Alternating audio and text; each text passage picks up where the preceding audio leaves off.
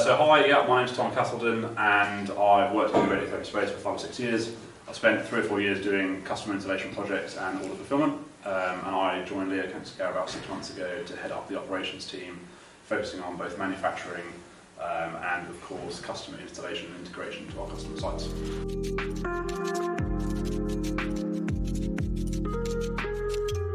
So one of the biggest challenges in integrating any type of radiotherapy equipment into a hospital site is finding sufficient footprint, essentially, to adapt to this technology. And that can be whether it's the upgrading of an existing facility with new technology or building a new facility to incorporate new technology both now and for the future.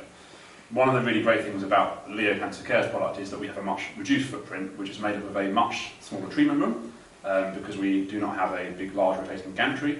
And the other benefit is because we have a fixed beam, our volume of shielding is much reduced. Some initial calculations, obviously depending on dosage and use, is that we will be able to reduce the shielding volume by up to 75%. That's a really significant margin, which obviously has a big knock-on effect on the CO2 footprint of the building and otherwise, because concrete is typically not a particularly environmentally friendly material.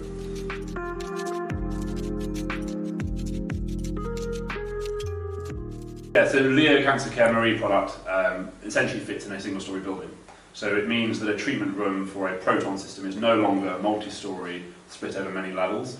This is really, really beneficial because it allows you to bring it to facilities that weren't intended to be a hospital, and we only need to dig down 500 millimetres for our machine pit, and our floor-to-ceiling height is less than 3 metres.